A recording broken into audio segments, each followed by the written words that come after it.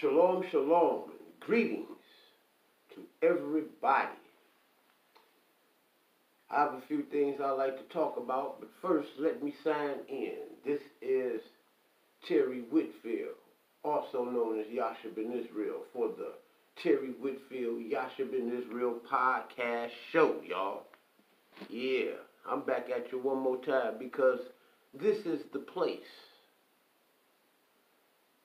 where we talk about things that they don't want you to know. And this is also the place where we talk about things that they don't like to talk about, that people just don't like to talk about. And I always think that there's some type of corroboration between the people that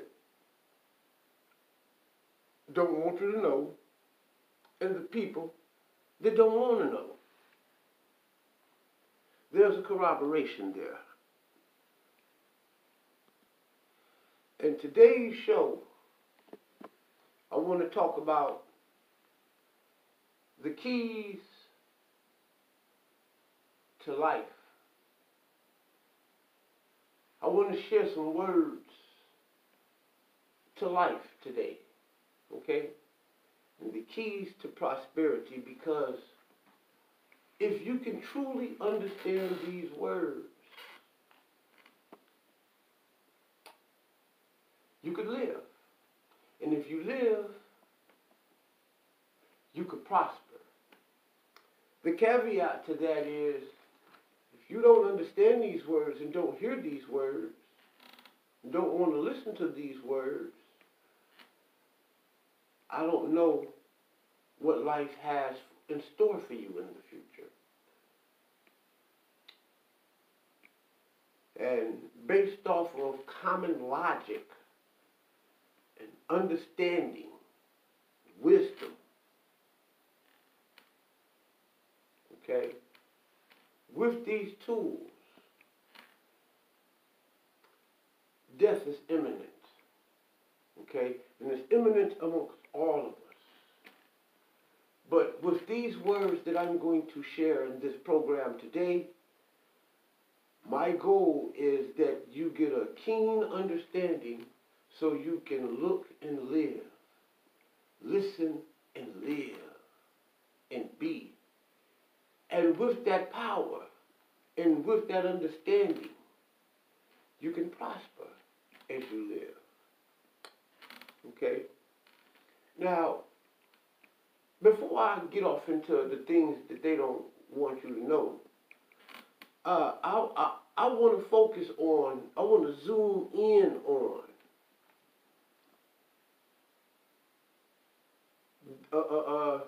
what are the things that the things they don't want you to know, and the things that people don't want to talk about.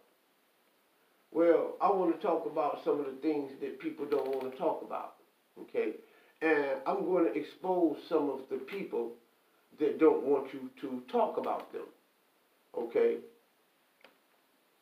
For years and years, in the conscious community, and amongst the African Americans, there has been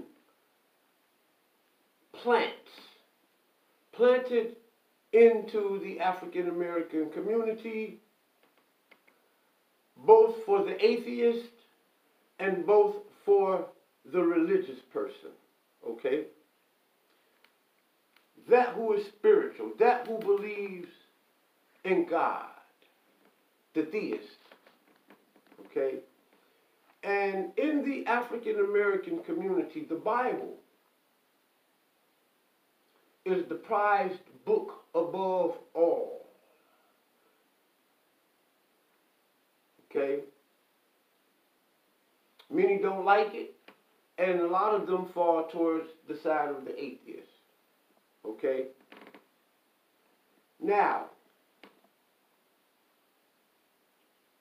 there's been a rising in spirituality in the African American community that has spread throughout the length and breadth of this great planet. And this movement is called or misnomered as the Black Hebrew Israelite movement, okay? And I say misnomered because that is a name that Europeans has bestowed upon any African American that practice Judaisms or forms of Judaism. Okay? For truly, all of the African Americans that practice Hebraic beliefs are not the same. You have hundreds and hundreds and hundreds, if not thousands, of different ideologies and beliefs amongst African Americans that embrace some form of the Hebrew faith. All right? You have the One West campers. You have the Israel of God. Okay? You have spiritual Israel and his army. You have the kingdom of Yah. All of these, you have Yahweh ben Yahweh's group, okay? All of these groups are lumped in by the adversaries of the African American community. And they're lumped into a pot, and they all are called Hebrew Israelites. Okay? And then you have the Old Testament. Those are all New Testament Israelites. Okay? They practice a form of Judeo-Christianity where they embrace both the Old and the New Testament from a very Hebraic scope and perspective. All right? And then you have your Old Testament Israelites, which is nothing more than regular Judaism. But it's a group of African Americans believing in this stuff. Okay? And within that, you have different forms. You have just like you had the Sadducees and the Pharisees, you know. And then you had the scribes, those who wrote, you know, the books, the book writers, bookkeepers, you know. So you had the Essenes, you know. You had many different, and I focus on the Pharisees and the Sadducees, you know. But you have many different forms of Old Testament Judaism, and all of that is practiced here in the United States today. And none of these people believe in the same thing. They don't worship together. A lot of them don't fellowship together. Only thing that they recognize is that each one of these groups called themselves Israelites, or Hebrews, or Jews, or Judeans, or Yahudim. Okay? Yisraelot, or Abria. You know what I'm saying? Or Ibri. Okay? Ibarra. Okay? You'll find many of these different names and groups of people that believe in some form of a very Hebraic embracement of the faith. Okay? And all of these groups believe in different stuff. And amongst them, they always debating amongst each other, and they have their differences. Okay? So they're not one big united group of people. All right? Most of the time, they're always warring and fighting and bickering amongst each other. All right? So they're not this one group of people called the Hebrew Israelites. This is a war on the growth of African Americans that practice Judaism or some form of it. Some form of the Hebrew faith. Period. That's what it is. Okay? It is both racial and religious discrimination. And within this country, I am reminded of the scriptures when the children of Israel was growing in Egypt, okay? And the Pharaoh, like, man, these people are starting to outnumber us. And it started to become a problem in Egypt. Now, there are those who says that these stories never existed. Well, if they didn't, well, certainly they're words of prophecy because they symbolically have manifested in a very prophetic form unto today, because the American government has looked amongst the African American community, and the secret cabals and all of that foolishness has looked amongst the African American community and has gotten upset that the African American community has embraced Judaism or Hebrewism or some form of it. And the growth has become phenomenal. So to the point to where this ideology has become the fastest growing ideology on the planet Earth today as a whole planet. Africans all around the world are taking a look at this ideology. And depending on which form of ideology get to them first, it appeals to them, because we have always felt like Israel in Egypt as African Americans in America. Okay? Now, there again is a group of people that don't want you to know this type of information. And I think it was a sister by the name of Ella Hewley. She wrote a book, The African Americans, the Children of Israel, the World's Best Kept Secret, which was one of the first readings that I read that gave me an understanding of this over 30 years ago. Right? Now, in reality, there's been people who don't want you to know this type of information.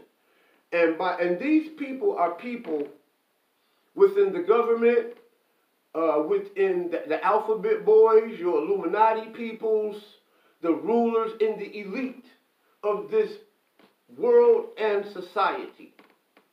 Okay? This country. Okay? It was always said that America was created by Freemasonic orders and clandestine groups, fraternities, and cabals. Okay? That being stated, understanding that this country has enslaved African Americans and forced Christianity upon them, for many Africans were Christians in Africa already. Okay? And then there were others that were Muslims and Hebrews. Okay? And all types of other forms of spirituality. Okay? Now when they come over here to the United States, Christianity is forced upon them. And many of them never ever really just dealt with it. There are many African Americans to this day who don't even go to church, who don't read the Bible. They just, hey, here living their lives, okay? And what the government has done back in the 60s was your COINTELPRO operations, a facet of the FBI under the administrator of J. Edgar Hoover, okay? This COINTELPRO psych ops, I call it the black ops, okay?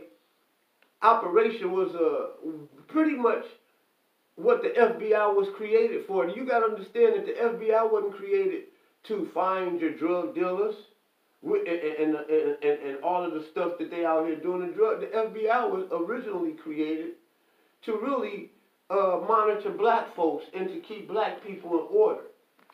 Okay? And you can see this exemplified with the hatred between J. Edgar Hoover and men like Marcus Garvey. Okay?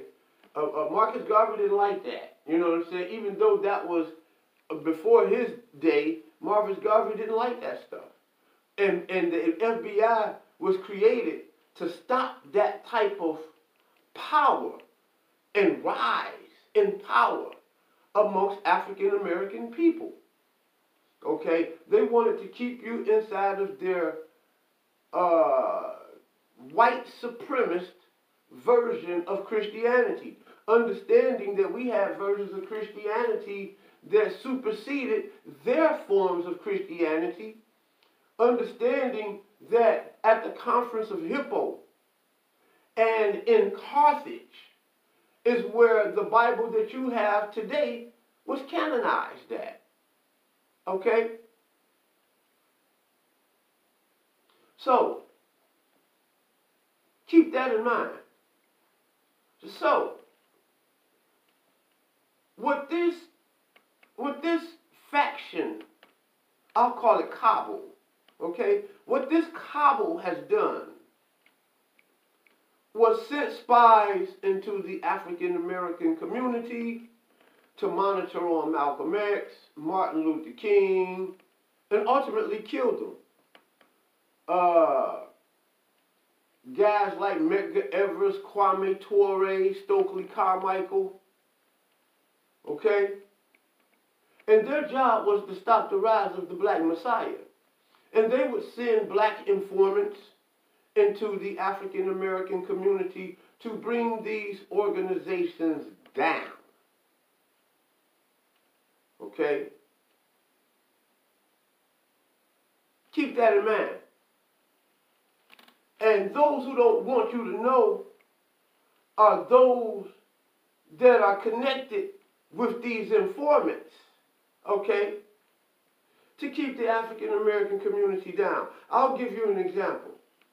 Amongst the Bible readers, since the African Americans had became and wanted to become Jews, and you can see this evidenced in Yosef Ben Yachanan's book, volume 1 and 2 of We the Black Jews. Okay? They would send plants into the African American community because African Americans have always had religion and had grouped together in religion to try to find ways to understand this life, to understand themselves, and to understand their God.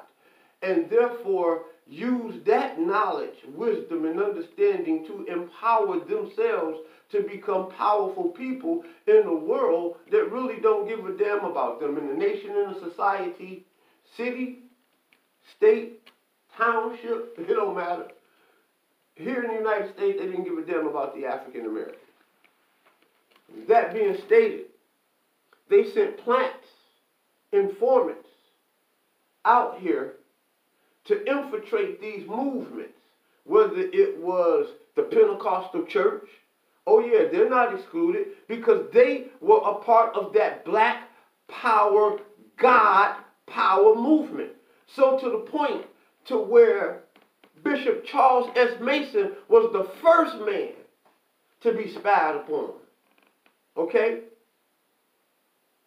He was the first man. Martin Luther King wasn't the first man that in the African American community to where the president had to look at him and say, hey, I need to talk to this man. Okay? The first man to do that was the leader of the Church of God in Christ, a black man by the name of Bishop Charles S. Mason. Okay? You got to understand that when Martin Luther King did his last speech before he got killed, it was in Bishop Charles Mason Church in Mason's Cathedral down there in Memphis, Tennessee.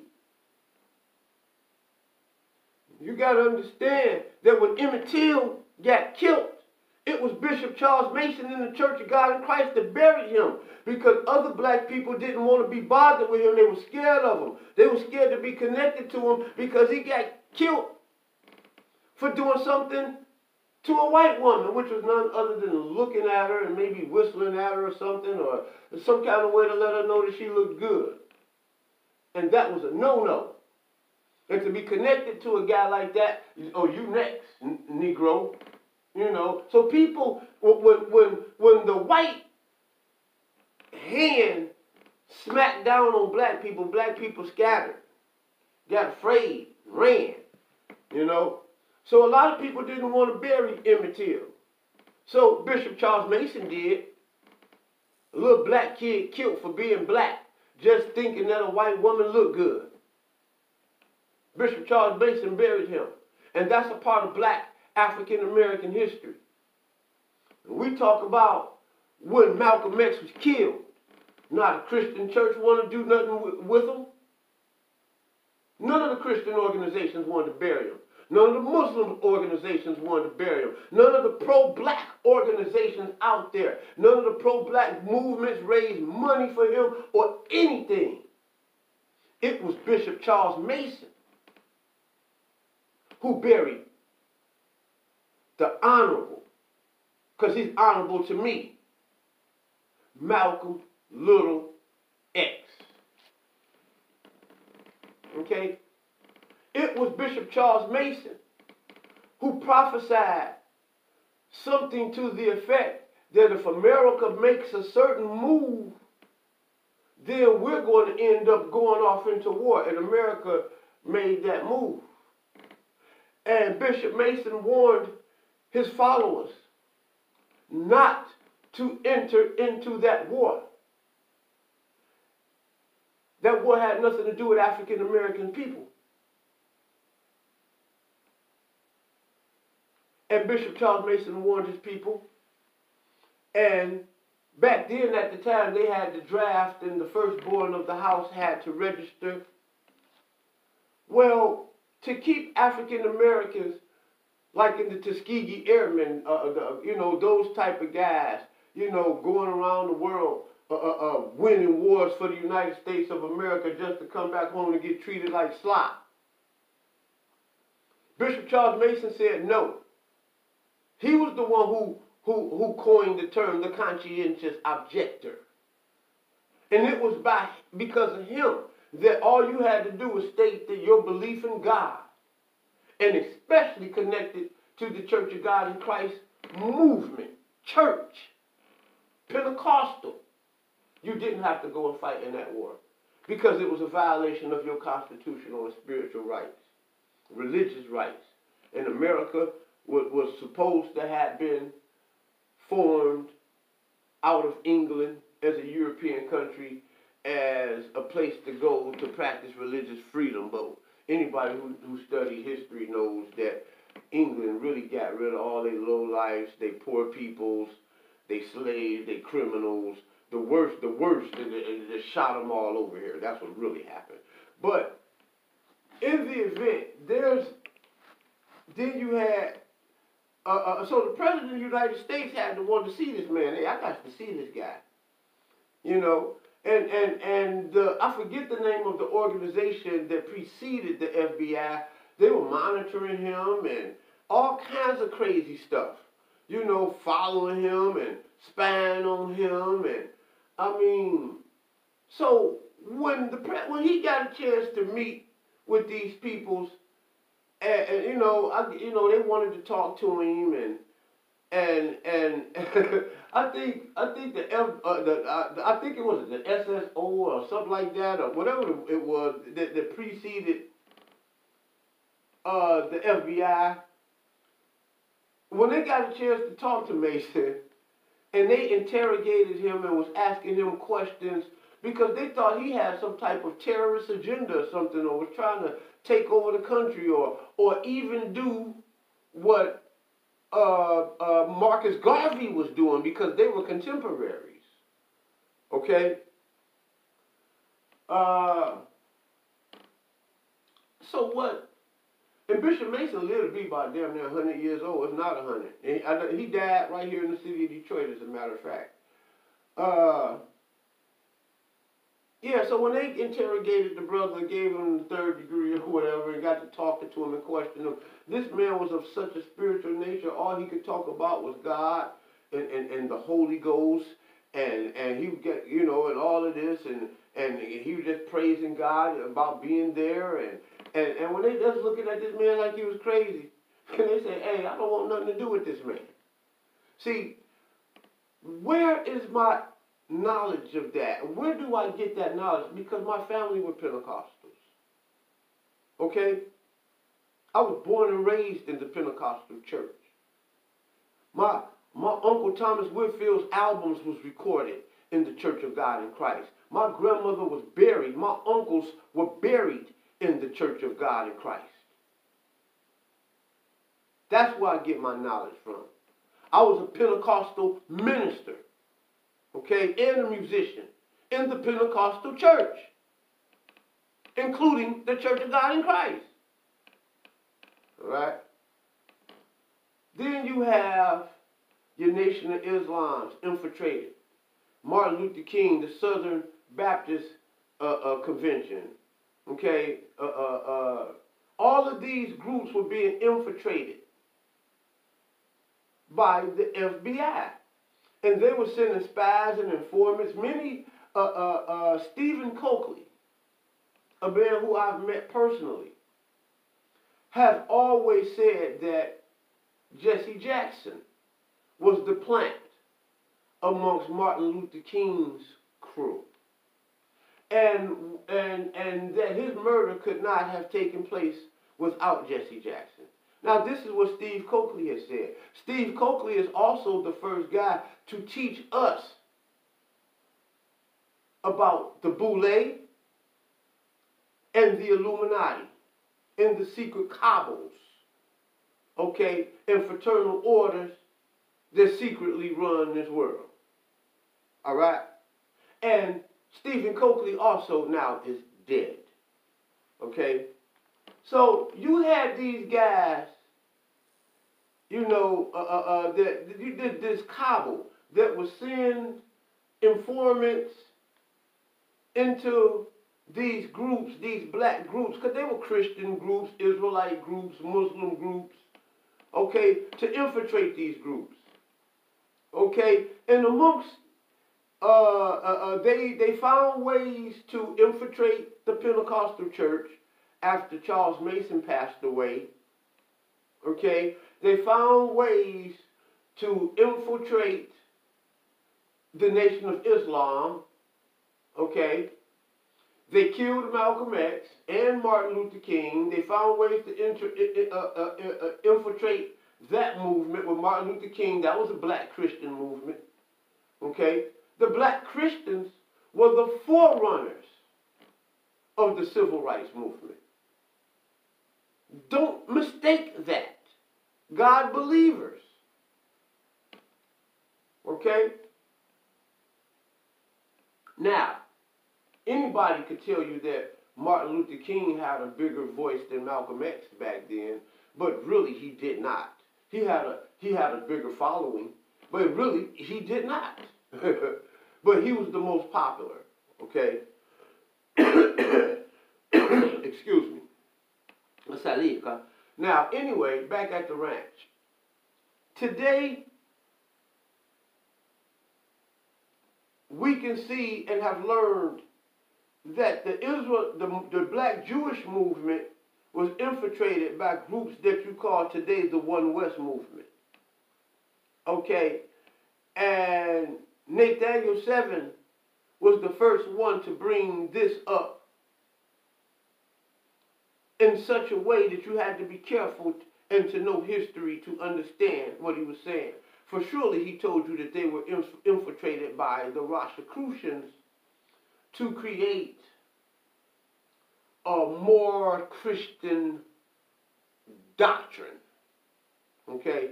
And that's how the ISUPK, GOCC, and all of these groups were formed. Okay? They were formed because the leaders, Masha and Aria, was beefing over should they take the check or not, basically. And Aria took that check, and Masha came up dead. You dig what I'm saying? Many have said that Masha has something to do with that, some kind of way through infiltration through the Nation of Islam. You know what I'm saying? Now, I don't know about that. I'm just telling you what have echoed throughout the Israelite community. Bottom line is they have been infiltrated. And those in the African American community who just did not practice or believe in God at all and just were ethnically African Americans, they had something out there for y'all too. They had black power movements out there for y'all too. Movements like the Black Panthers. Movements like the movement Stokely Carmichael had going on. Movements like the Kemetic, the rising of the Kemetic movement. Okay? You have movements like just all kind of grassroots cabals right here in Detroit. Black Jewels Incorporated, R.I.P. Queen Io Hunter. I was a part of that organization.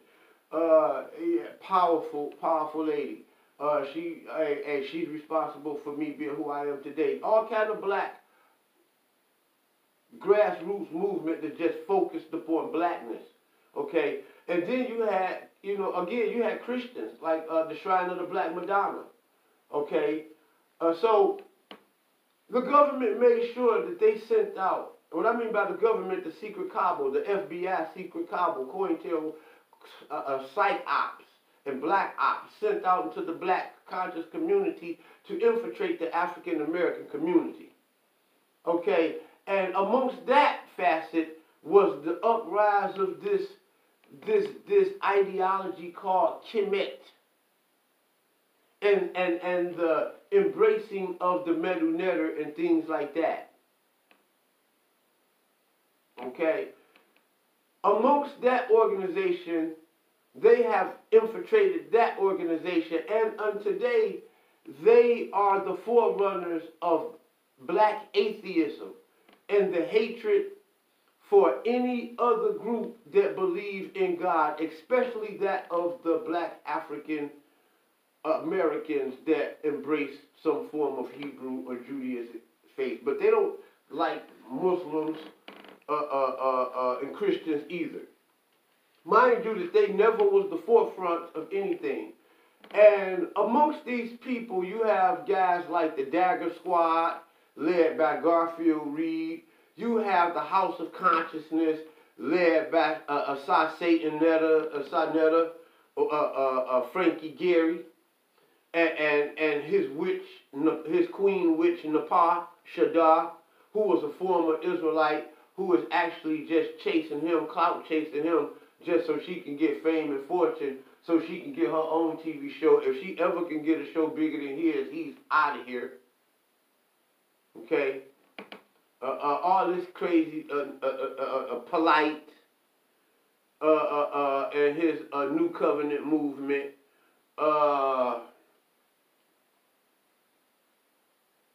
You have many different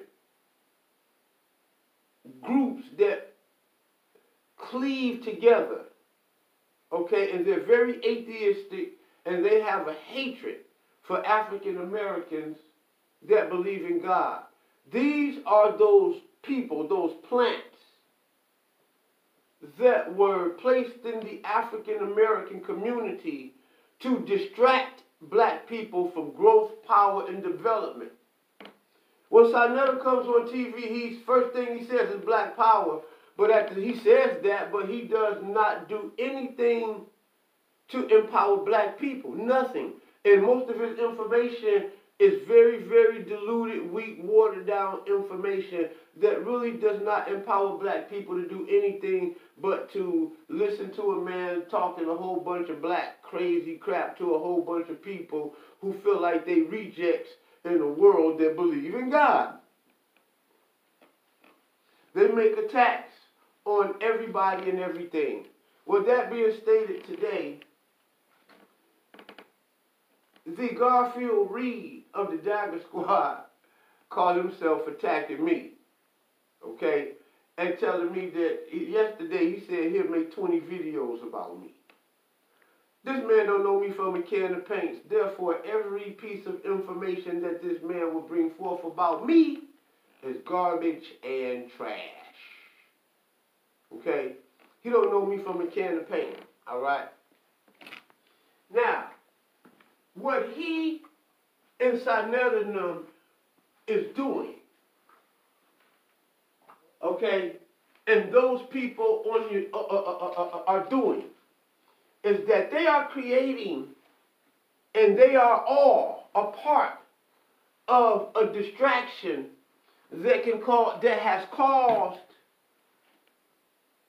hundreds of thousands of African Americans their health and their lives. I repeat that. These people are a part of a distraction that has caused many African Americans their health and or their lives. You would say, Yasha, how did they do this? Well, in today's segment, understanding that here we talk about things they don't want you to know and expose and talk about things that they don't want you they don't want to talk about, that people don't want to talk about. Being that, I want to talk about the things that they don't want you to know. See, I already talked about those who don't want you to know. I already talked about those who don't want you to talk about it and talk about nothing. You know, your Garfields, your Saneters, your Polights, they are part of the distraction, okay? Now, what are they distracting you from? They're distracting you from the advancement of the deaths of many African Americans and peoples all around, and other human beings around the world. And my condolences go out to my African American brothers and sisters who died of COVID-19.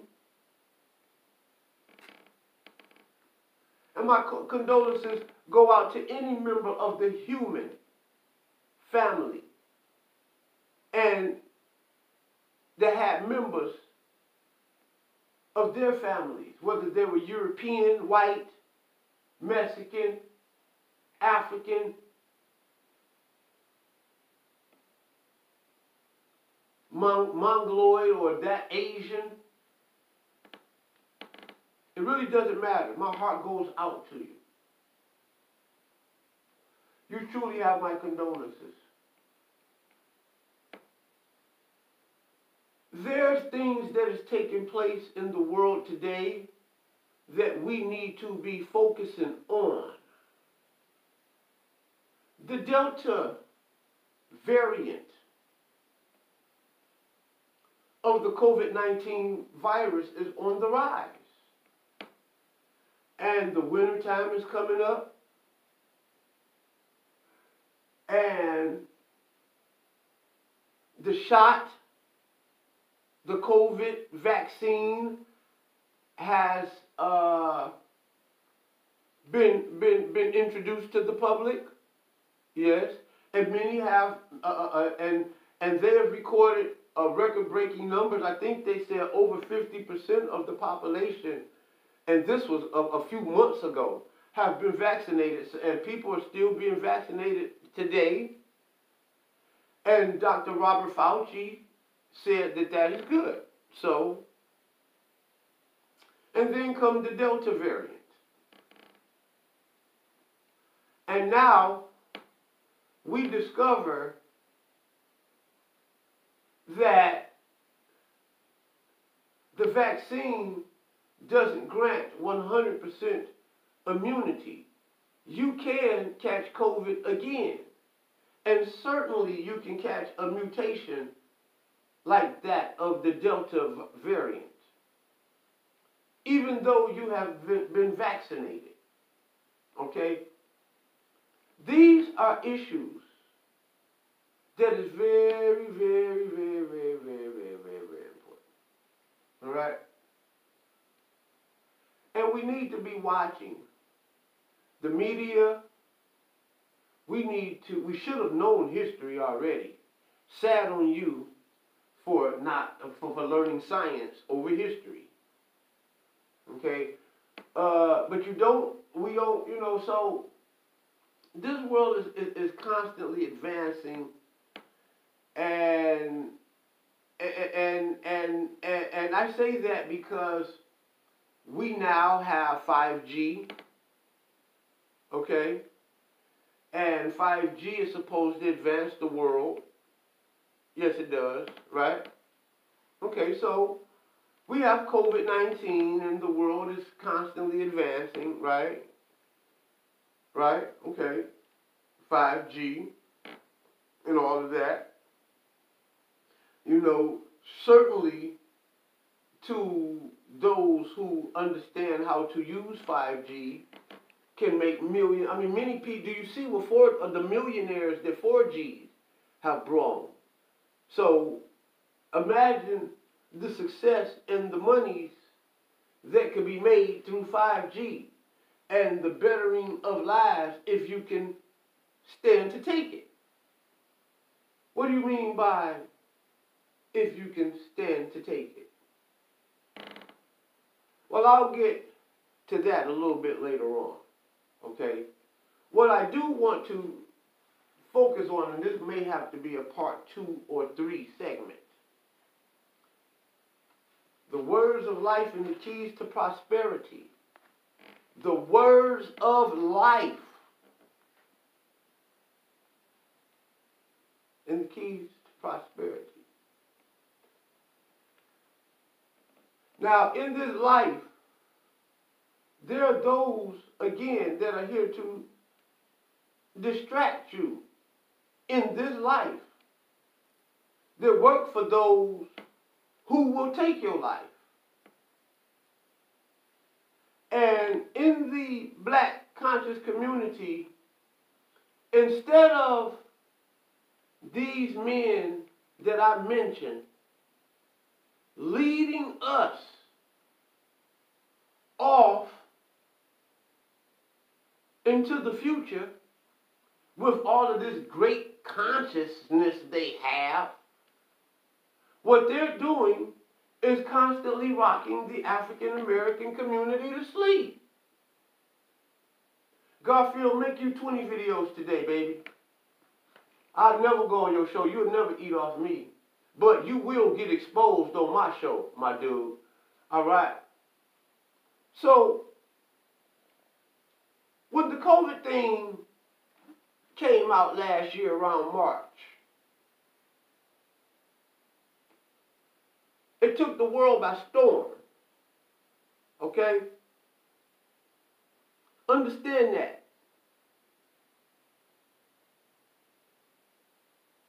And the only person that I heard that said anything that matched up to the research that I have done was a man by the name of Brother Polight. Brother Polight got to talking about this coronavirus. He got to talking about 5G. And he went all the way back to history and connected the use of radio waves with the advent of smallpox. And everywhere that there were towers and big antennas erected, Mexico and southern part of the United States, certain mountainous region areas, the public came up with the flu. It wasn't smallpox, it was the flu. It was the Spanish flu. And they called it the Spanish flu because it supposedly came from Mexico. Okay? When in actuality, it was all in connection with people getting sick from radio waves. Something that the world was really not used to at that particular time. And all since the radio wave and the advancements created during the radio waves, everywhere that there were certain towers, there was always connections of cancer. And I remember back in the 80s, America used to make movies about this stuff. You know, the little kid who had cancer that was bald-headed, you know, because of something happened by some tower by his house or something. You know, America was free to talk about this type of stuff. You know, America was free. It didn't stop them from using radio waves, but they did inform the public. And there's been all types of cases, lawsuits, and stuff like that, you know, sought after and even heard in court, all right, about the connections between sicknesses and technology. All right? And now, Polight is on the fight for his life. Real talk. Polight is on a fight for his life. Polight also is a part of the problem because Polight also said that he was a Freemason and he's joined all types of clandestine and fraternal orders and has mastered them all. Okay? I believe he said this in a video with Malcolm Flex. If I'm not mistaken, don't quote me. And he talked about how he was in all these different fraternal orders and, you know, things of that nature, which is not unbelievable. Okay? And the so-called black conscious community, the atheists,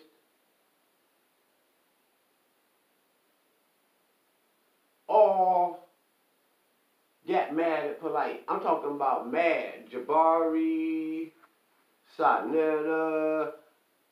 Only Polight and the Israelite Ron Shields, a.k.a. Divine Prospect, took the stance to where they was clear that they understood clearly what was going on. They was against the vaccination shots, and they were saying things to the Divine Prospect addressed the virus, and Polight addressed the technology, and both of those guys were shunned and frowned upon very harshly by the conscious community, which are all Masons, guys like Saneter, he's Mason, okay. I don't know what Garfield Reid is. He just popped up out of nowhere. And you got people in the conscious community don't even like him. Okay, only guy that really deal with him is Saneter. You know, and Saneter only deal with him because he needs somebody to bang on it. He got to have him 2 or 3 squads to bang on the Hebrew Israelites when they all get beat up and spanked up by the Hebrew Israelites almost every time. Okay? And what they're doing is, now Polight has got caught up in the scandal. Young Pharoah is going crazy. Polight caught up in the pedophile scandal of his girlfriends that he called wife, one of his many. One of their daughters he's been alleged to have been caught up in somewhat of a molestation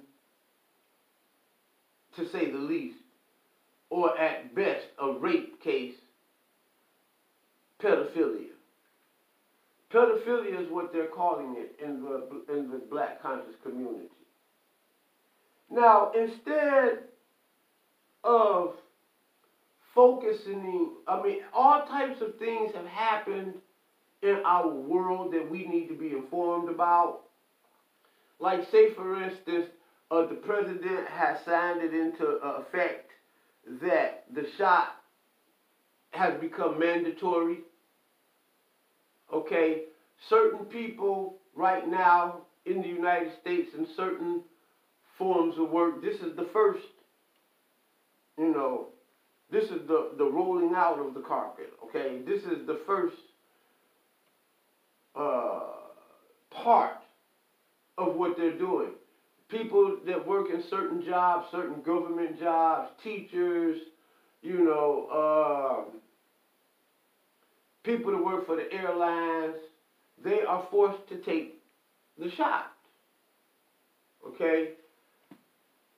Whether one thinks that's a good thing or a bad thing is neither here nor there at this point. Because the point is that the world is moving forward, and there's things that we need to be informed on as a community. And Garfield Reid is too busy talking about a book that he didn't do none of the research on. He's too busy fighting and banging on Israelites. Okay?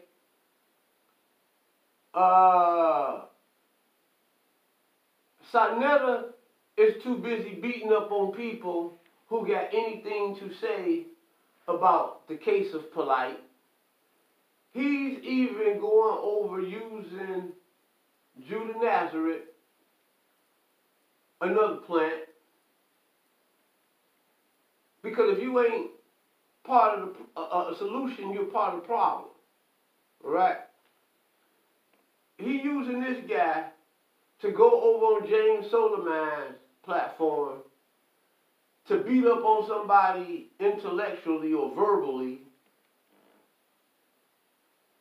about something that they said about the 14-year-old girl that was alleged to have been molested by Polight.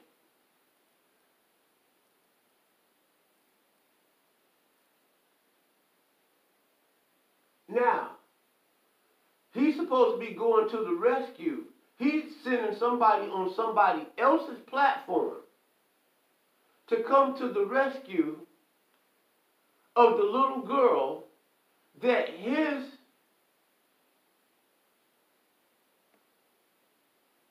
friend, business partner, very close associate, and at least one point in time, House of Konsciousness debate league champion.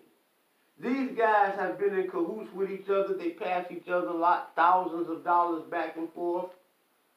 Okay? Saneter has told the world, they have gotten in a fight. Saneter has told the world that basically he exposed to the world that Polight was messing around with a 16-year-old girl at the time. There's one young lady, which may be the same girl, they got a video saying that she's one of Polight's wives, and she's been with him since she was 16. So the pattern has been set, and Saneter set the pattern. Now he's back friends with Polight, and he can't take that back because many people have recorded it, got sound bites, and the evidence is out there. Plus, you can't take it down from the feds because anything you put up there, they can snatch it right back up. Okay? Not one time on Saneter's platform have he gave his condolences to the little girl or her family. He has a GoFundMe page so that his listeners can pay for his lawyers, because he knows that the lawyers is about to come because of his connection with Polight, because he opened his big fat mouth and told the world that he is aware of Polight's molestation and pedophilia, pedophile ways. Okay? No, he never said that he was a pedophile, but he did show a pattern of this guy dealing with little young minor girls that has no physical relation to him before sex. He has a history of grooming young ladies into his harem. And we're talking about, I take that back, little girls. Women that are not even 18, 14, 16. The girl he's fooling around with now is 16. It was said that if you got to know what happened, okay, it was said that the little girl was found with a battered mouth, a swollen mouth, drunk, possible narcotic ingestion, okay, and with at least 6 different spots of semen on her body, including her face, mouth, chin, chest, neck, and throughout her shirt. So a warrant was set for Polight. All right? A warrant was set for Polight, right? Right? A rape kit. And he submitted to the rape kit his specimen. And after testing, Polight was arrested and charged. Not one time have Saneter, because of his involvement with this, okay, because there's a videotape with Saneter and Napah and Zion Lex and the rape victim and Polight. So they all knew each other. And even Polight, who is more or less close to them than Saneter is, had suspicions of this. Now, if this guy is an outsider to y'all, he was only there to debate. And he's seen things that he saw red flags. Saneter been knowing and dealing with this man for years. They know each other's families and everything. You mean to tell me Saneter don't know what he knew about Renentet? Was it Tashia Barnes, the name that you threw out?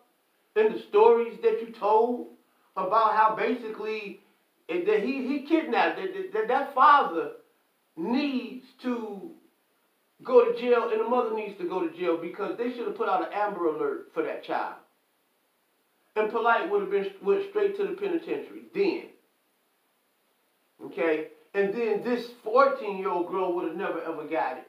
So you don't understand the connection the mother, the father, Saneter, and Napah have to this case. And all of them can face jail time. So Saneter has this GoFundMe page up. And anything you say about Polight, he's going to fight you on his platform.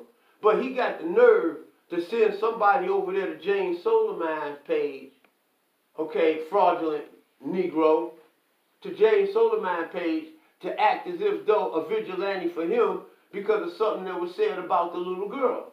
Not once have he did anything to protect the little girl, or he don't even talk about her like that on his platform. If he talk about her, it's always in connection to an argument that is protecting Polight. The boy is protecting Polight. after he destroyed them. Nobody destroyed Polight like Saneter did. Saneter is the one who destroyed Polight. Understanding that Polight understood what time it was with the 5G and the COVID. Now he's distracted with rape cases and rape allegations.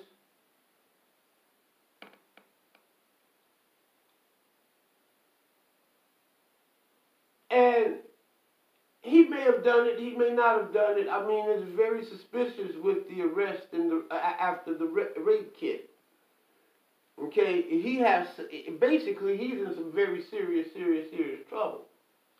And whether he did it or not, he is in trouble.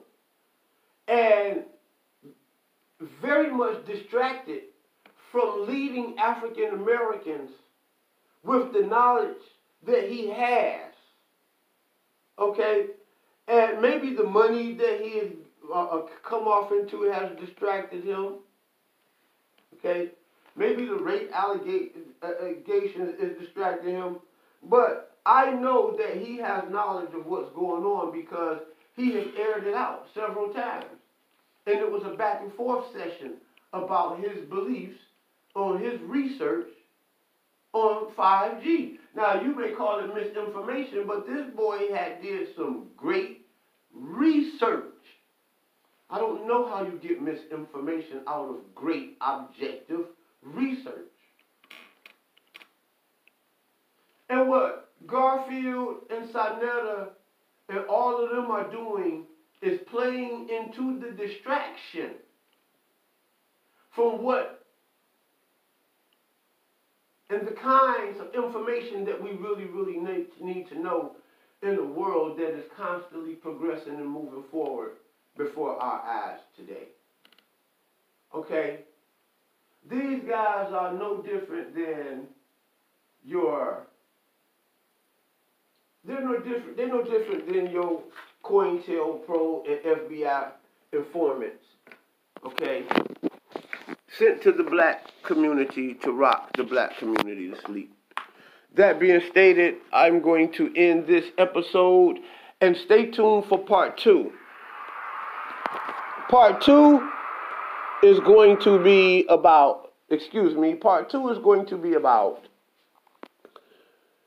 the evidence and the receipts about the proof of what I'm saying.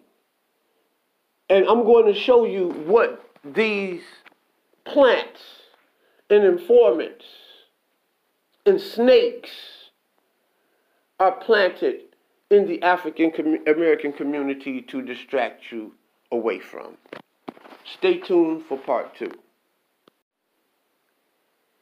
This is Yasha Ben-Yishrael, a.k.a. Terry Whitfield, for the Yasha Ben-Yishrael Terry Whitfield podcast show. The place where we prance through the smog just to glance through the fog. The place where we talk about things that they don't want you to know and things that people don't like to talk about. And I've showed you an example in episode 1 of what I meant about the things they don't want you to know and the things that people don't like to talk about. And I exposed those in episode 1 in the African American community and those like them up under the atheist banner, any form of it, to distract God's people and the people in the African American community that believe in God. And I showed you why, because they were the true leaders of black consciousness.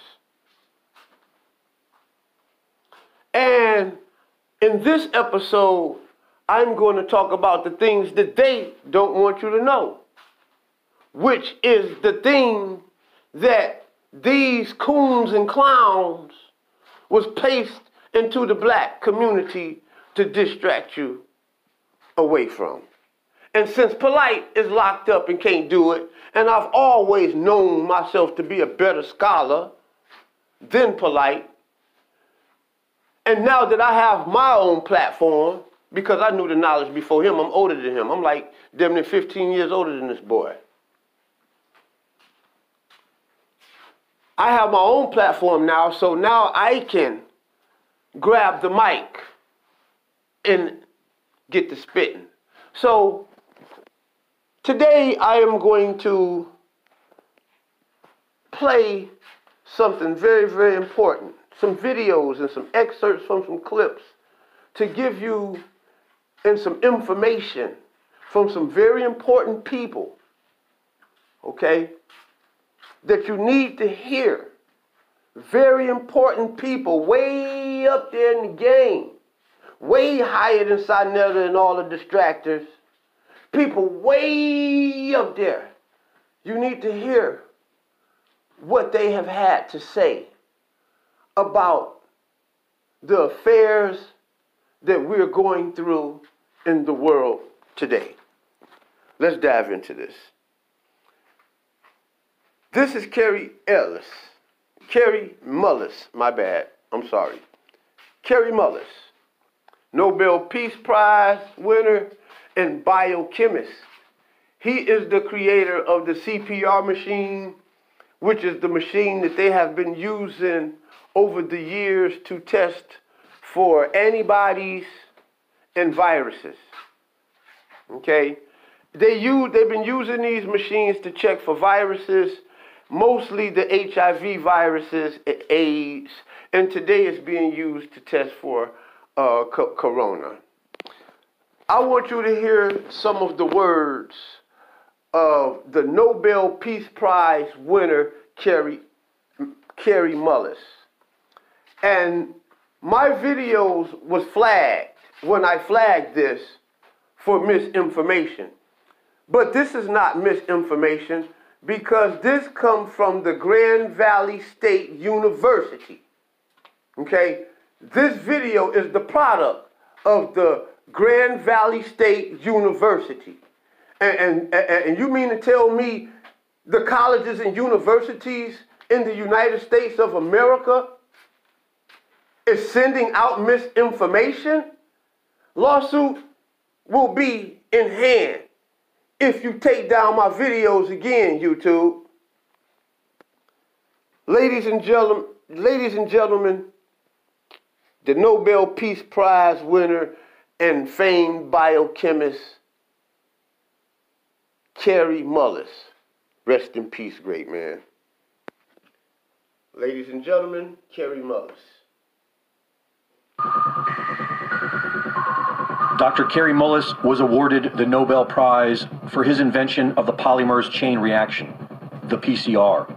The PCR is a method of analysis and wasn't designed to test for a virus. Mullis explains why. And with PCR, if you do it well, you can find almost anything in anybody. It starts making you believe in the sort of Buddhist notion that everything is contained in everything else, right? I mean, because if you can amplify one single molecule up to something that you can really measure, which PCR can do, then there's just very few molecules that you don't have at least one single one of them in your body, okay? So that could be thought of as a misuse of it, just to claim that it's meaningful. The PCR test can potentially find anything you are looking for, depending on how high you turn it up.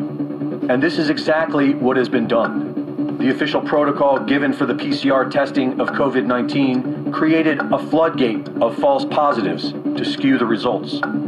They call it asymptomatic because it's a lie.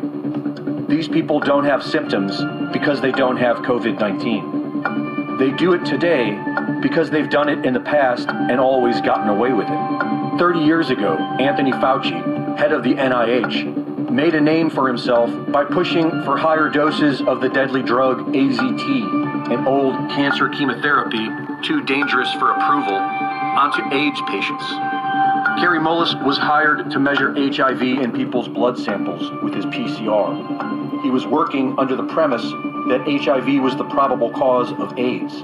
But when he went looking for the proof, he found there was none. They just made it up. What is that paper? Who do I go to for that? And I looked around, I asked a couple of virologists at that company, and they said, no, you don't have to reference. I said, I have to reference that because I don't know I don't know where that came from. How do I know that? And it turned out that nobody knew it. And I was getting really freaked about that. That's when I first started saying, they don't know. Nobody really knows. This whole thing is a big sham. Mullis pointed out how the CDC was losing money and how the HIV/AIDS connection brought their profits back in the black, and how the men at the highest levels were all in on it. Kerry Mullis knew these men were dangerous. They don't want people like me walking up and asking them those kind of questions, and they're willing to go to great lengths to prevent that. They're out on a limb. I wouldn't want to be there with them. But he was still outspoken. When ABC's Nightline approached him about doing a documentary on his work, Mullis convinced them to cover the HIV debate after nearly a decade of ignoring it. In a 1994 interview with Celia Farber for Spin magazine, Kerry Mullis expressed how he really wanted to expose Anthony Fauci and Robert Gallo. He said that he'd be willing to chase the little bastard from his car to his office, a Nobel Prize winner trying to ask a simple question from those who spent $22 billion and killed 100,000 people. It has to be on TV. I'm not unwilling to do something like that.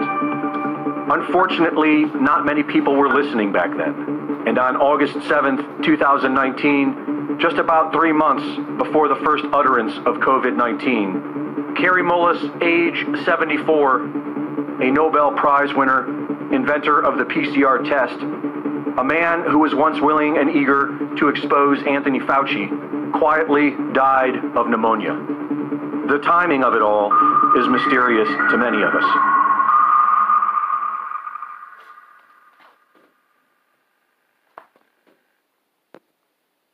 College football titans are squaring off.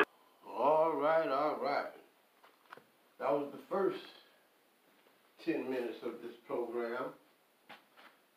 Wow. That should have been some startling information. Okay? That was from, I repeat, The method of analysis. that was from Michigan, Grand Valley State University. But YouTube flagged that as misinformation. That is crazy.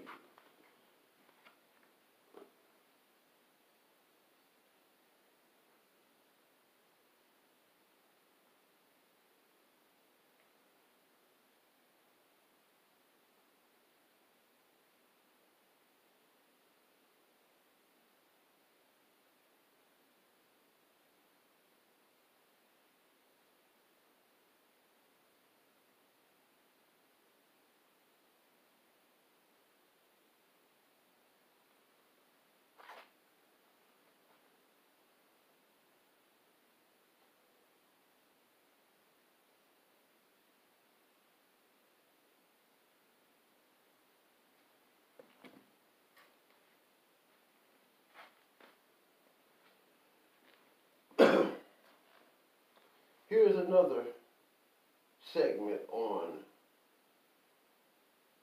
Kerry Mullis. What is it about humanity that wants to go to all the details and stuff and listen? These guys like Fauci get up there and start talking. He doesn't know anything really about anything, and I'd say that to his face. Nothing. The man thinks you can take a blood sample and stick it in an electron microscope, and if it's got a virus in there, you'll know it.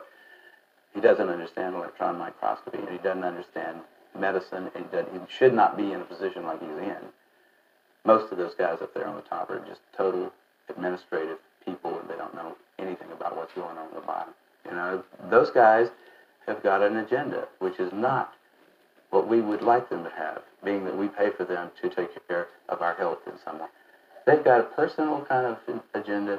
They make up their own rules as they go. They change them when they want to. And they smugly, like Tony Fauci, does not mind going on television in front of the people who pay his salary and lie directly into the camera. You can't expect the sheep to really respect the best and the brightest. They don't know the difference, really. I mean, I like humans, don't get me wrong, but basically the vast majority of them do not possess the the ability to judge who is and who isn't a really good scientist. I mean, that's a problem. That's the main problem, actually, with science, I'd say, in this century, because science is being judged by people. Funding is being done by people who don't understand it. Okay, who do we trust? Fauci? Fauci didn't know enough to, If Fauci wants to get on television with somebody who knows a little bit about this stuff and debate him, he could easily do it, because he's been asked.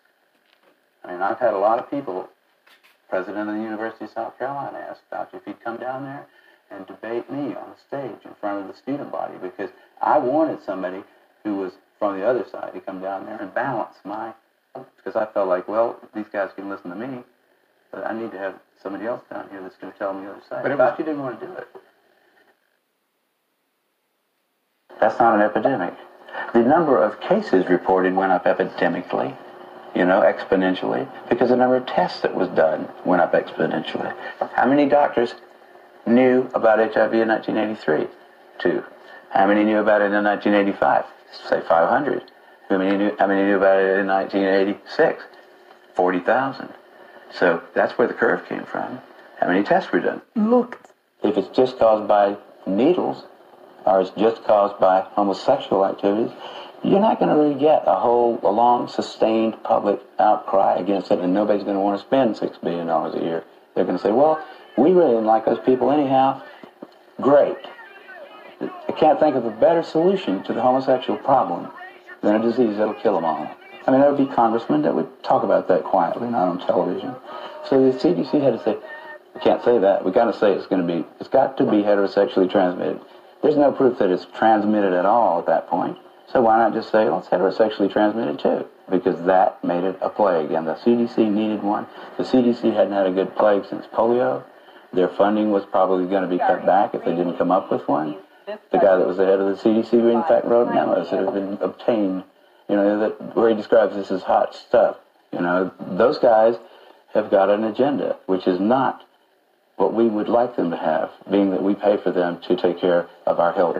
They are considered the final arbiters of what's good for the planet or what's bad for the planet. And they haven't got the slightest idea.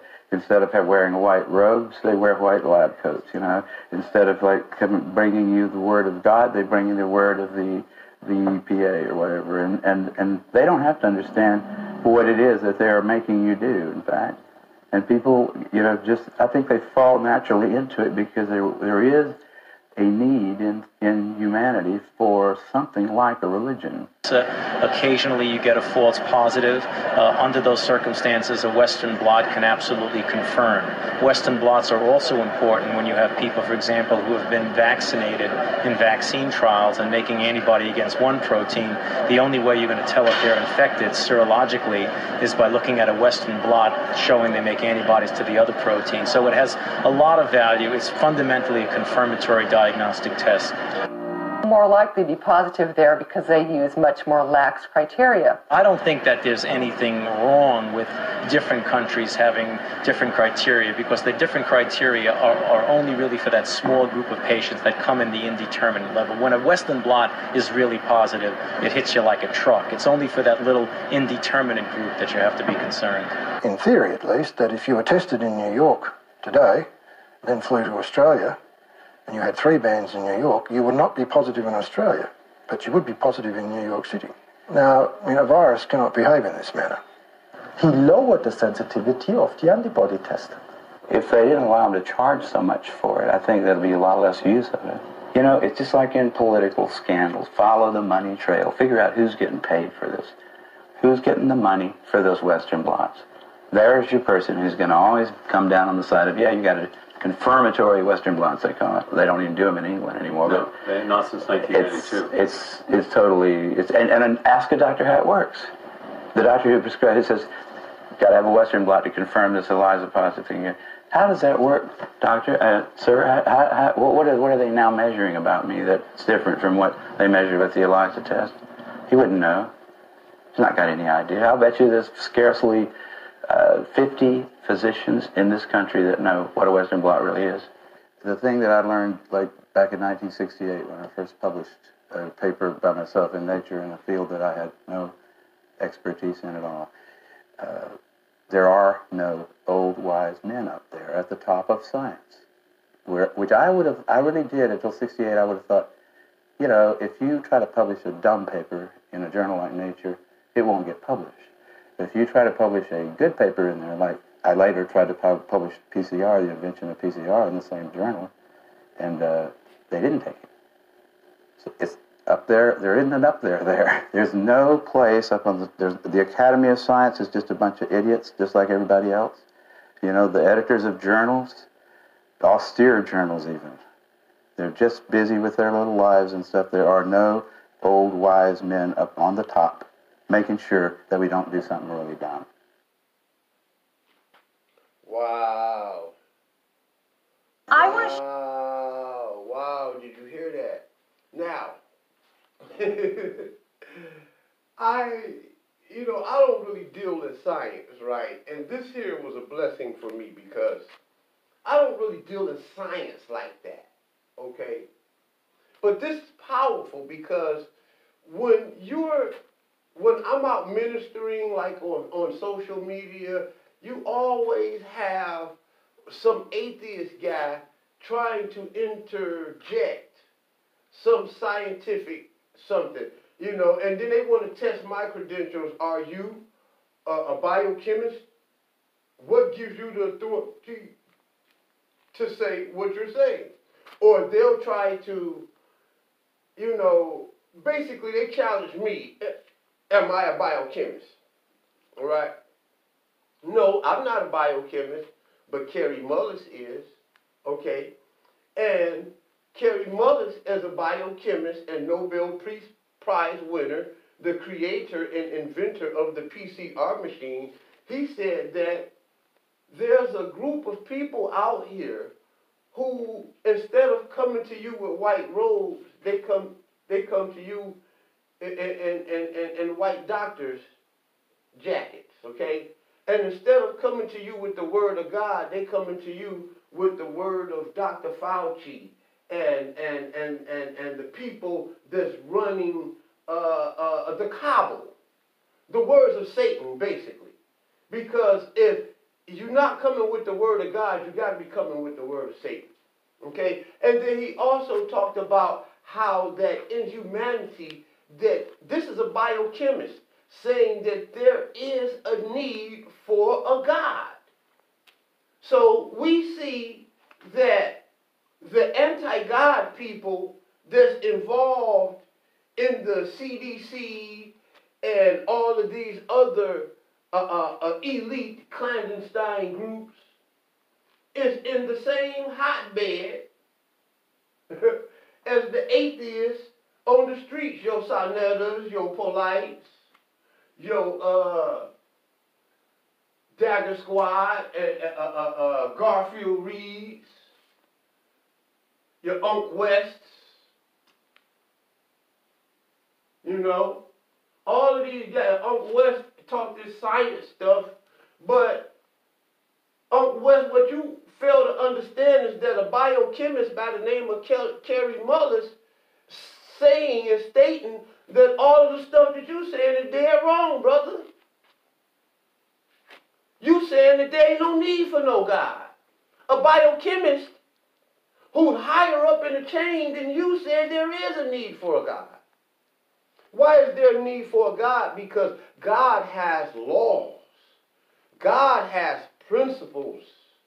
God has commandments. And within these commandments and the obedience to these commandments create a strong, good, moral character.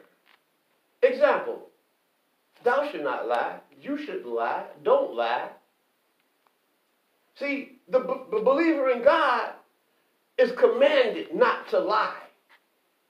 The one who don't believe in God ain't commanded to lie, and he has a problem with somebody telling him when and where and how he can lie or not.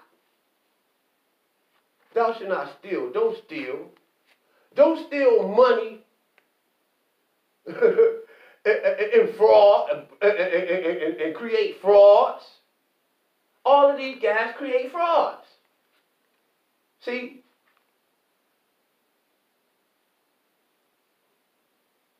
Don't sleep with another man's wife.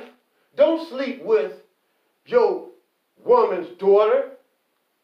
See, we have principles and morals that we're commanded to live by that they are adverse to.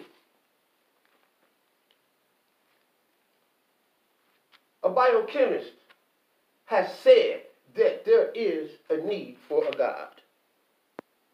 Now pay attention to this clip, because these are the type of things that these people, these satanic, atheistic people are trying to distract you from.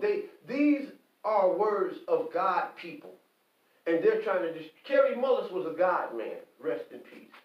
He also was one of those people that they had taken up out of here. Let's dive into this next segment. This is a segment, all of this is what the Israelites, I'm fixing to give you some stuff that the Israelites have sent me. Okay. This is my work ID. I work for Well Cornell Medicine on 68th in York. I do comparative pathology research. We deal with biohazardous materials and radiation particles. We inject animals like rhesus monkeys, rats, and mice with diseases and radioactive agents. 2 weeks ago, when I went to work, I noticed the security guards were in tie-back hazmat suits and they were armed, which is not normal. But I didn't pay it any mind. I go upstairs to work, I clock in.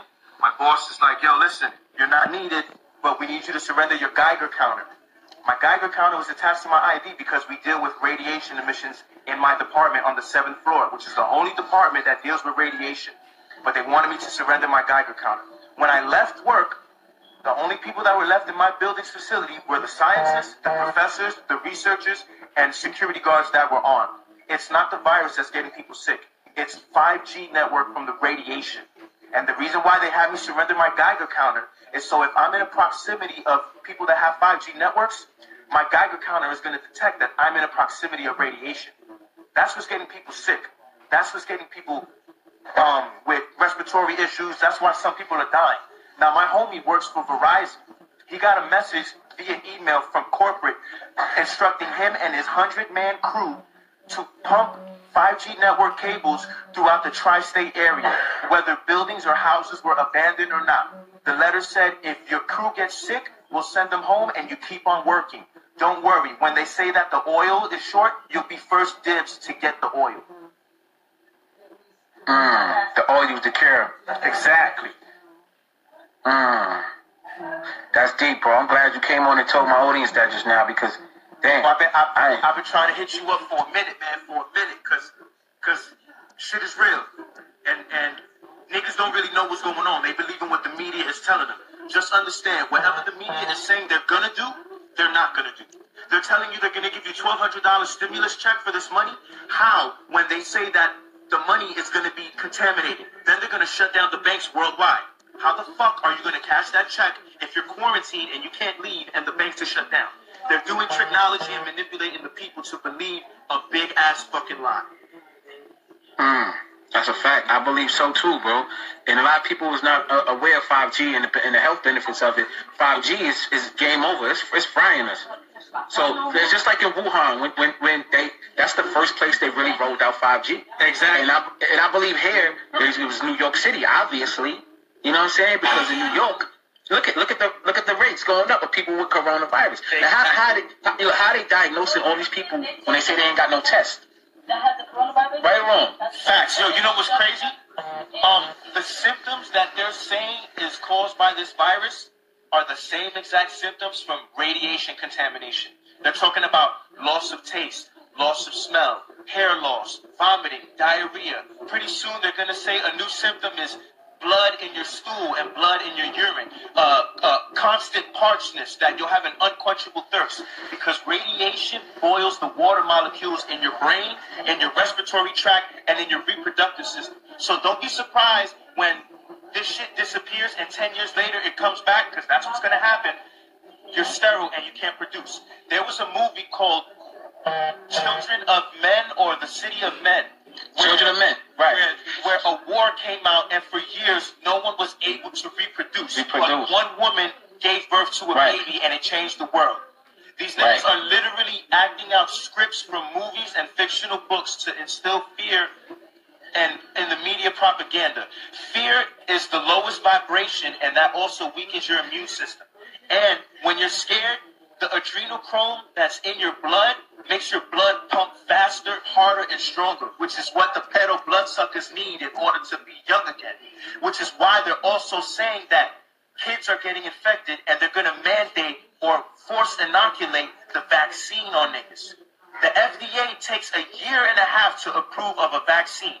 Why within 3 months of the year, all of a sudden they have this vaccination ready to be mandated, forced on you? Whether you say yes or no, they're going to... Wow. You see what these guys are distracting us from? Now let me read something that somebody that was sent to me today. What does it say? Here it goes. Open up this and it'll read 5G law passed on March 25th, 2020, while everyone was distracted. S.893 Secure 5G and Beyond Act of 2020, signed into law 116-129 on 3/23/2020, that will speed up the installation of 5G and protect profits. Children had to be out of schools for the covert installation. Parents, are you seeing what's happening? 5G is 10,000 times the strength of 4G and uses the same frequency as military weapons. 5G is 10,000 times stronger than 4G. Symptoms of 5G radiation poisoning or sickness includes shortness of breath, passing out, cold and flu symptoms, fever, increased cancer risk, foggy thinking, eye pain, nightmare, nausea, vomiting, diarrhea, headaches, dizziness, disorientation, weakness, fatigue, hair loss, bloody vomit and stools, and low blood pressure. Does that sound familiar to anyone? Please soak up all the sunlight you can take in for your protection from these intense radio frequencies. The COVID-19 is the distraction. They had to put a face on what was going on behind the scenes. People, please wake up. Buy some black tourmaline crystals or rods for your home. Get a necklace made with black tourmaline crystals for yourself and your family. Purchase blue blockers for your devices and sunbathe as much as possible. Go to the beach this summer and lay there for a couple of hours, whatever you can. Eat healthy foods. If you're a meat or dairy lover, it may be time to give it up. Meat or dairy does not build and keep the immune system strong. It creates mucus and over time creates illness, cancer, autoimmune illnesses, and etc. Don't listen to me though. Do your own research. Be smart, safe, healthy, and wise out there.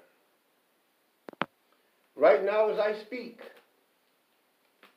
my house is barricaded off, my whole block, the whole neighborhood. And they have dug up the sidewalks, a little patch in front of the sidewalk, in front of my house, a square. And they took a square out of the sidewalk in the neighbor's next door house. And this cycle was repeated all throughout the neighborhood, right? And right there where there's open fields, and right there where there is vacant houses, all right, right there in that particular place, what they have done, what these people have done in the vacant houses and where there's fields and stuff like that, and empty fields and stuff, where property used to be that were torn down, they would dig up that whole walkway. And if the house is vacant, they'd dig up the whole walkway, okay? And they're going underground. And I asked my neighbor, I'm like, man, what are these people doing? And what they said is that what my neighbor told me, that what was told to her was that they are replacing gas pipes that has been down. We have natural gas. This is how we heat up our homes and fire up our stoves and things like that here in Michigan. And it was said that these pipes had been down there for over 100 years, and what they're doing is replacing the pipes, the gas pipes, in Michigan. The problem with this is that at first you see DTE trucks, which is the gas company. It used to be Michigan Consolidated. Now all of the utilities except for the water is all in one place, the gas and the electricity. That's DTE, okay? And in DTE, their trucks are no longer out there. You only saw them out there like maybe the first day, okay? Now you see other trucks from other companies, same kinds of trucks and equipment, but they are subcontractors. Those are the people that are lying to the public because they're installing 5G network systems all throughout the city. Myself personally, I've been having headaches. I've been having fatigue, weakness, so to the point to where I take whole weeks off of work. Just a tiredness that I've never experienced before. I have had experienced the diarrhea, the bloody stools. You know what I'm saying? I've experienced, I'm talking about now, like these days. Any day now, something could happen. And several of those sicknesses, I've experienced them. So I know what these brothers are saying is the truth. Okay? And this is the distraction. People ain't out here dying from no COVID. Everybody that I have went to funeral this year, I have buried about 20-something people this year. I'm just guessing. You know, we just had an aunt we buried just the other day. And what is happening is that all of the dormant systems, you're being microwaved. Okay? All of the dormant symptoms of sicknesses that you've had, they're coming up now because 5G is microwaving your body. Okay? And, I mean, we had a friend of the family who died brain hemorrhages. She went in her house and she's on the ground dead. But nobody's dying of COVID. This is crazy. I had a friend of mine caught at the bus stop. Just dead, sitting at the damn bus stop from what they tell me. Whatever problems, habits, alcohol, drugs, sicknesses, illnesses, these people had these things for years.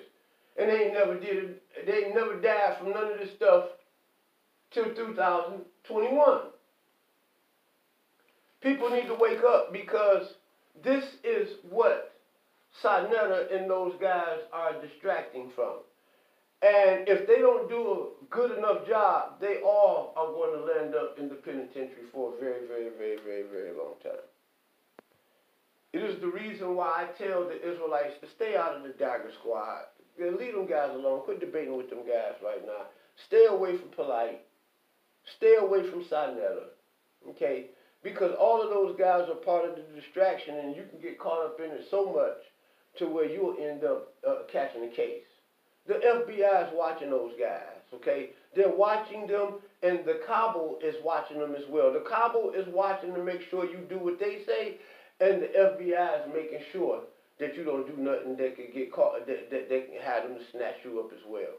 Okay? That's what's going on with Saneter and them right now. Okay? This is the reason why they don't never let me on it. They never let me on it. He never invited me on his show. I was JJ 7000 a couple times, tried to pull schemes to get me on there. But this guy, once he heard my voice, I have the kind of voice that if you hear me, you'll recognize me. Oh yeah, that's Terry.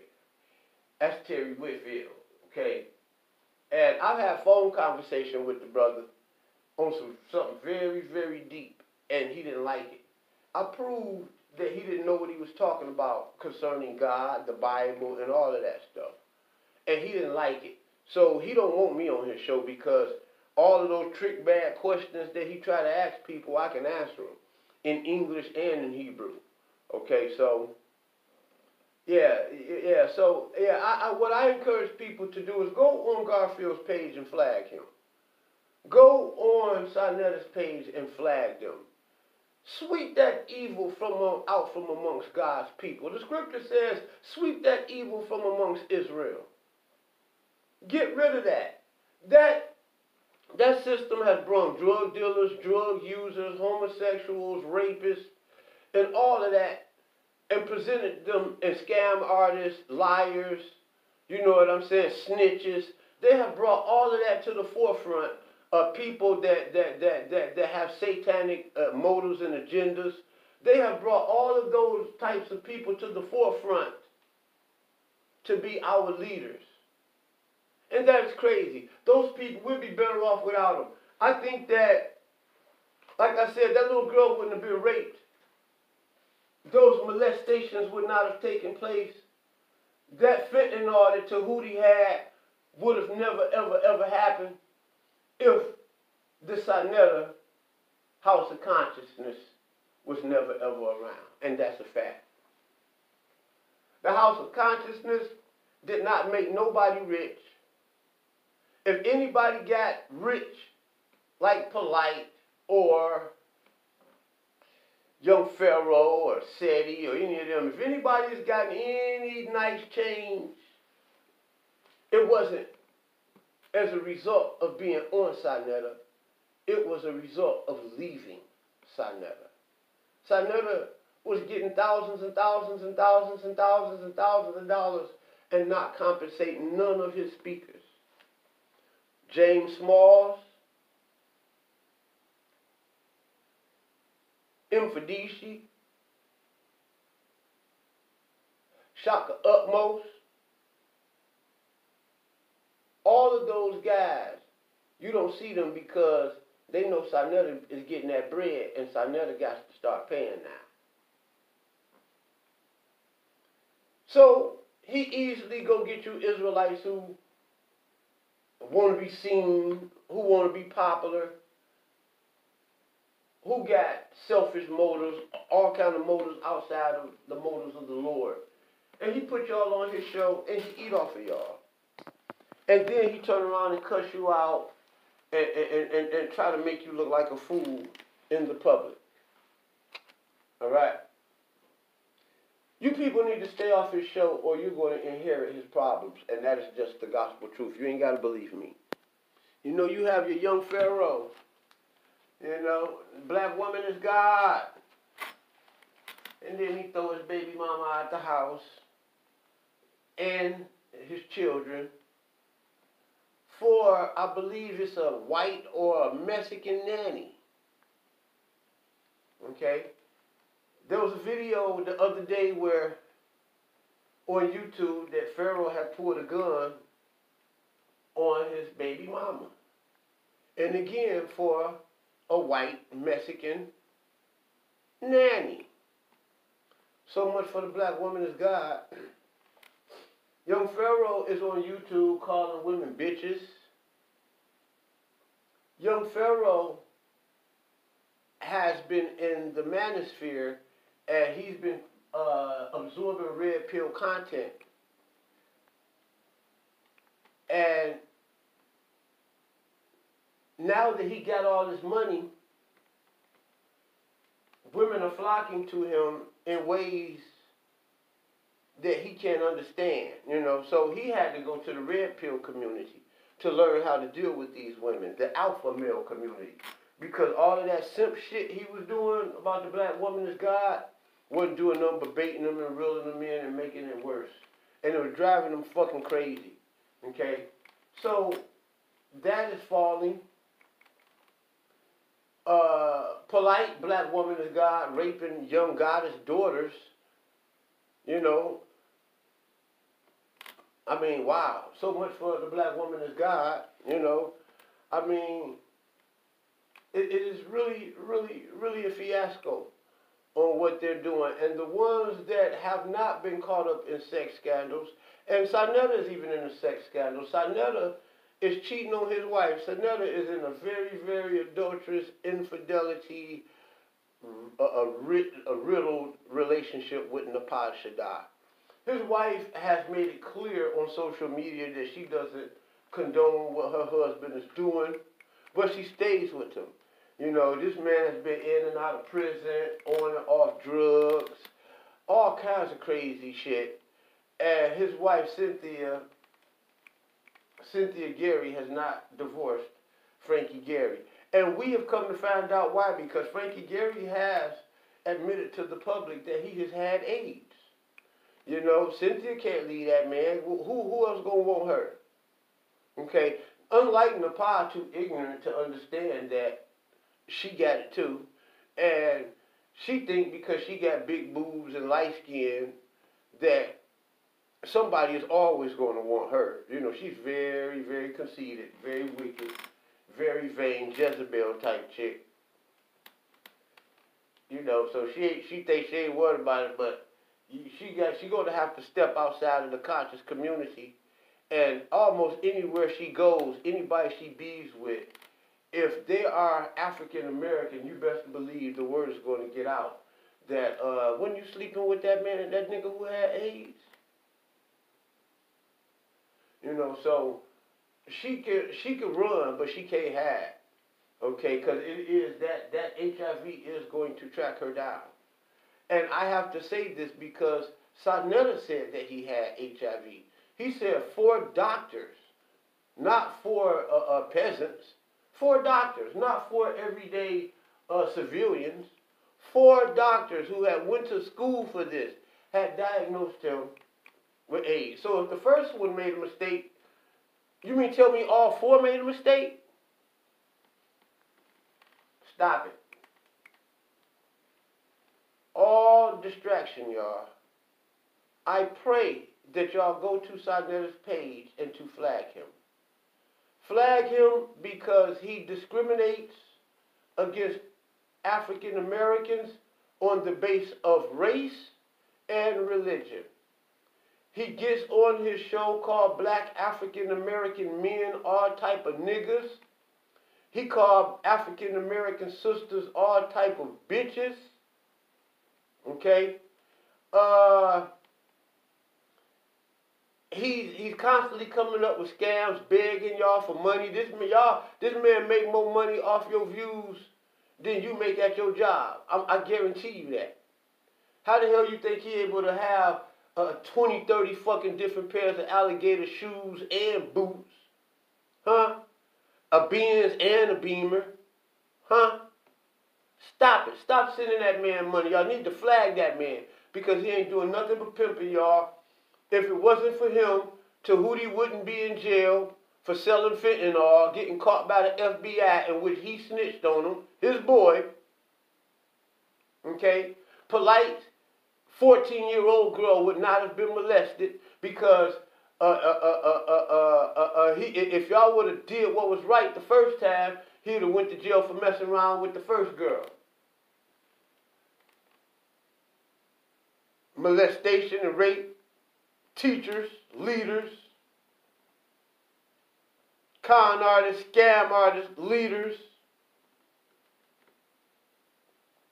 Unc West, Saneter, heroin, leaders, sellers, users. Saneter, an adulteress. First wife didn't accept the second wife.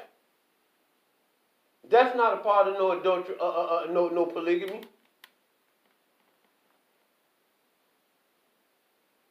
It's adultery. That woman ain't his wife.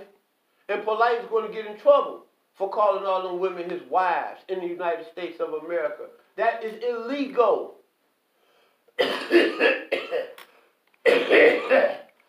Excuse me, I'm smoking a mullein blunt. I put mullein, the herb mullein, and mix it with marijuana, and I smoke it to clear out my lungs. You know, I had a strong congestion. But back at the air, and I use it to try to fight the COVID symptoms or the fake COVID symptoms, the radiation poisoning that is start to attack the lungs. All right, and I have to do this. You know, once I smoke the mullein, you know, I don't have the shortness of breath. Okay. Yeah, but that being that, yeah, these people are rocking you people to sleep. They don't give a fuck about y'all. They don't give a damn about y'all. Y'all need to get rid of them, sweep that evil from amongst you. You know, Garfield Reid, he goes around in his videos influencing his audience to go flag people's videos. Saneter does that. Saneter, my video, I just got back on Facebook because Saneter and Napah has flagged my videos. And if that's the game we want to play, I encourage you all to flag his videos, because if you're not a part of the solution, you're part of the problem. And he's the problem. Flag this Negro and his girl and his Dagger squad, all of those, Uncle West, flag all them guys' videos, and let's sweep this evil from amongst us. You know, you probably would do them a favor if you flagged them, because if they stand on the air, they're not doing nothing but set themselves up for indictments. Okay, they're already being watched by the FBI and the Florida State Police Department, Miami-Dade Police Department. Okay, so they're already up under investigation, right? So, you know, y'all can keep playing with these people. Y'all need to just go and get these people on off the air, have them stop eating off y'all, and stop out here influencing this wickedness and this devil shit, this no God shit. You know, this hatred for God, this anti-God, this anti-God people, this anti-Israel, anti-Christian, anti-Muslim amongst black people crap. Now, one time have they attacked a white Christian. Saneter had a white Christian on his show named Vocab Malone and was kissing his ass because Vocab Malone had a problem with certain Israelites. He don't have problems with Old Testament Israelites. You know, he don't have a problem in the world. But he has a problem, you know, with certain Israelites. And Saneter likes that. So Saneter kisses his ass. But that's a white Christian. He never bangs on white Christians, white Muslims, or white Jews. Okay? It's always African Americans that believes in God. What are these people, what they want to take our heart and soul away from us? That's our heart and soul. Our people have believed in God since the beginning of time. I don't care what tribe. You can go all the way back to the Pygmies and the Twa. They have a spiritual God system. Black Jesus Minister has proven that. Okay? One of our teachers who teaches the truth and uplift our spirituality. What do you have to gain from snatching our heart and souls and beliefs from us just so you can lead us to a world of scams, pedophilia, rape, molestation, lies, and just no care for life? You know, I mean, again, you distracting us from the COVID and the 5G advancements, and you really damaging people's lives. A lot of people are dying because of that and because of you. You need to be flagged. You need to be flagged. You're racist. You're anti-religious. You're discriminating. You're saying hate. Your videos are all filled with hate speech. You know, your show just need to come down, man. All right? And I encourage everybody to listen to that. Go flag the Saneter show, Saneter Studio, Black News 101 or 102, whatever the fuck it is. Napah Shadah page, go flag that page, and go flag Dagger Squad. I encourage y'all. If y'all do that, I guarantee y'all, God is going to bless y'all because y'all going to bless the African American, God-believing community. That being stated, this ends this episode, and Yasha Ben Israel is signing out. This episode is entitled Part 2 of the Words of Life and the Keys to Prosperity. Because I don't see how we're going to live and or prosper with people like this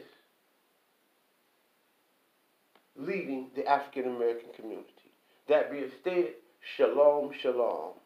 Wa Yahweh barakatum.